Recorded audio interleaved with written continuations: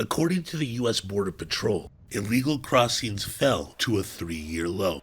But in the mountains that separate the U.S.-Mexico border outside of San Diego, migrants continue to make the journey despite the risks. To walk the mountains, rivers, and things like that, it was very, very, very difficult. I felt a little bit scared because people, especially in Cuba, they say that if we come to the border, they are going to send us back. Last July was the 5th consecutive monthly drop in migrant apprehensions along the U.S.-Mexico border, and the lowest level since 2020.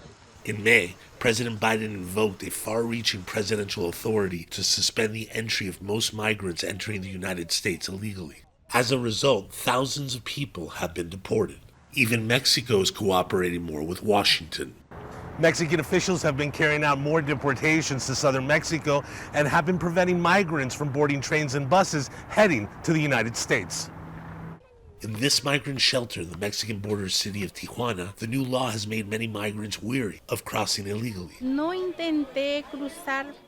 I didn't try to cross because I was scared that if I got caught, they would send me back to my country. I couldn't go back to the place that I had fled because of violence.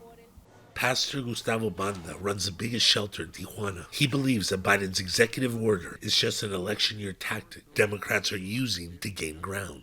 Joe Biden let so many immigrants come into the U.S. like I'd never seen before. Now he has changed his policies and tightened the border because it's an election year. But if Kamala Harris wins, she will open up the border once again because the United States is in dire need of immigrant labor.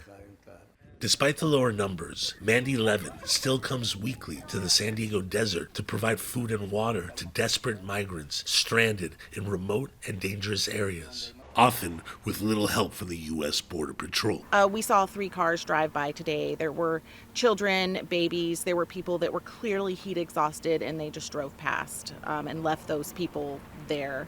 Many people needed water, needed hydration, and there was nothing for them.